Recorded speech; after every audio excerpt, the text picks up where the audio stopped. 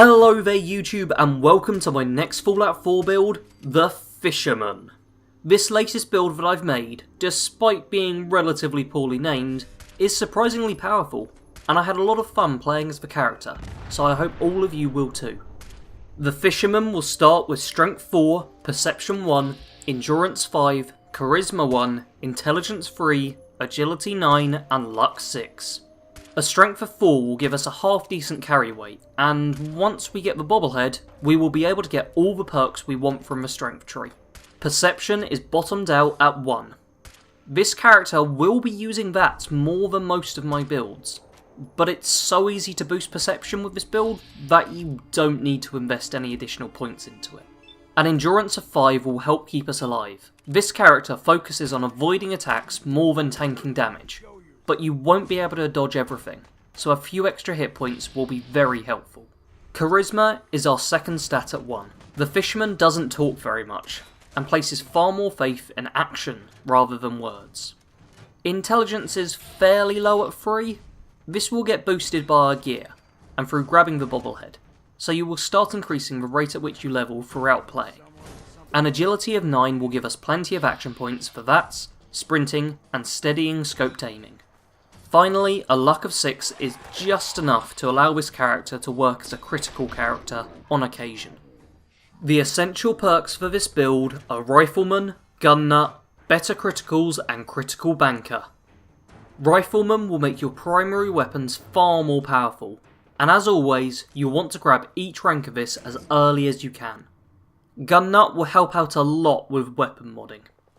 You won't be able to just randomly come across all the mods you need, so make sure to grab this perk.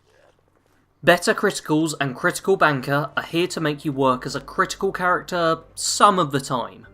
This character uses a couple of different playstyles, but I found that these perks were very helpful for dangerous or unexpected situations, so make sure you grab them. The recommended perks are Gun Fu, Sneak, Action Boy, Ninja and Heavy Gunner. Gun Fu is a really nice perk for helping you to deal with groups of enemies. Be it wolves or ghouls, this perk will make short work of them by dealing additional damage to each target after the first. Sneak will help you play as a more effective sniper, and also make it easier for you to get around dangerous enemies. Don't underestimate how useful Sneak can be for avoiding or escaping combat. Action Boy is going to be quite handy for this build, by increasing action point regen rate, letting you use VATS more often, or have an easier time travelling around the island. The Ninja perk is an insanely powerful one, which will not only make you a very powerful sniper, but also can be used with your other weapons, to give them a quick damage boost when you're hidden. Turns out that a sneak attack critical with an instigating harpoon gun can one-hit kill almost any enemy. As I just mentioned, this build will be using a harpoon gun, so you will want the Heavy Gunner perk to make this weapon even more powerful. It's slow firing, so maxing out the damage of it is imperative. The role-playing perks this character has are Armourer and Aqua Boy. Armourer is a perk that I only added as a last-minute decision for this build. You don't wear any armour, but the clothing that you have on can be modified with Ballistic Weave. If you want to make this character a bit tougher and are willing to do the quests to get Ballistic Weave, then grab the Armourer perks. If you aren't that fussed, then don't worry, but keep in mind that you will be fairly squishy. Aqua Boy, on the other hand, is a perk I had from the start. Although having very few uses in the Commonwealth, it really has a place in Far Harbour, making it infinitely easier to move around the island. The Fisherman was born on a small island village. He didn't go to school, but instead spent his time fishing with his family, who all lived in one large log cabin. As the war started, and then became more intense, he and his father were both drafted into the army. In their first mission, his father took a bullet to the chest, fell to the ground, and died. In a single moment, his quiet life had fallen apart. He still had to serve the rest of his tour, so he spent 11 more somber months serving in the army. When he did return home, he was greeted to an empty house. Whilst he had been fighting Chinese forces, the rest of his family had been fighting disease. They had died from the illness, and now that he had returned, he was left alone. He attempted to return to the life he had lived before he was a soldier, but everything felt hollow without his family. He turned to alcohol to fill the void, but this led to several bad decisions, the worst of which was when he decided to drive into town to restock on whiskey. As he was driving, he saw a pedestrian walking in the road. He started to swerve out the way, but the alcohol had dulled his reactions, and he hit the individual at full speed, killing them almost instantly. He pleaded guilty to drunk driving and manslaughter, and spent the next couple of decades behind bars. When his parole hearing came up, he was assigned a female lawyer who did an incredible job of representing him. After he was set free, he didn't know anyone and had nowhere to go. The lawyer offered to spend some time with him, and over time they spent more and more time with one another. After a couple of years, they got married, and later on had a son. The fisherman enjoyed spending his days fishing, it reminding him of the times he spent with his family. They lived happily in Sanctuary Hills for a time, but after the bombs fall, the fisherman will be left without a family once more. The fisherman will focus on helping Far Harbour. He prefers the people of Far Harbour more than those in the Commonwealth, and will take the opportunity to do a spot of fishing whilst there. He isn't all that concerned with the main story factions, but you may want to help out the railroad a bit in order to unlock Ballistic Weave. Your main companion will be Old Longfellow. The fisherman finds it easy to relate to him, and he enjoys being able to spend time with someone else after being alone for so much of his life. You can also spend time with any other companions you want at the start of a game.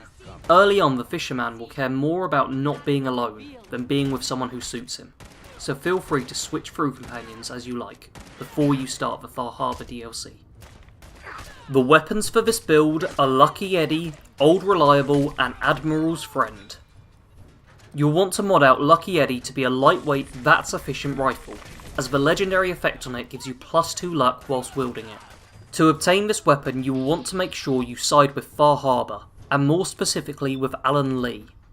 I won't go further into this, as it gets into spoiler territory, but just make sure you focus on solely helping Far Harbour out no matter what. Old Reliable can be bought in Arcadia from Degen. This gun is available as soon as you get there, and makes an incredibly powerful sniper rifle due to its 2-shot effect. With all the perks of this build, and when fully modded out, this gun can easily deal over 700 points of damage, making it one of the best sniper rifles in the game. As well as the 2 lever action rifles, you will want the Admiral's Friend, the instigating harpoon gun that can be bought from Alan Lee. This weapon isn't all that practical to use due to its slow reload rate, but it is insanely powerful. A sneak attack from this can deal over 1000 points of damage. Nothing takes down a Mirelurk Queen quite like the Admiral's Friend. The armour for this build isn't actually armour, instead it's clothing. You will wear the Legend of the Harbour and the Captain's Hat. You can get both of these items by helping out the citizens of Far Harbour.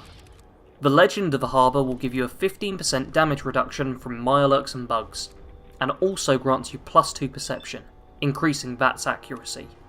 The Captain's Hat will boost your intelligence by 2, making you level up faster, and also raises your movement speed by 10%, letting you travel around at a faster rate. This character works as a mix of a sniper and fast-shooting rifleman, with a bit of heavy weapon madness thrown in just for fun. If you have range on your target and a clear shot, then pull out Old Reliable and snipe. If you are being swarmed by a group or have to react quickly, then use Lucky Eddie and VATS to build up and use criticals more effectively. And if you come across a towering monster, then shoot it in the face with a harpoon. Tends to do the trick quite well. Make sure to make full use of the recipes added by Far Harbour. If you are travelling at night, eat some wolf ribs for night vision. If you are using Lucky Eddie a lot, then chow down on Mirelurk Jerky for +3 perception. And if you need to tank some damage, eat any of the various cooked items that boost endurance or increase damage resistance. Lastly, just help Far Harbour in every way you can. Focus on completing all of the different Far Harbour quests, and take time to really explore the island, especially if you haven't played much of the DLC yet.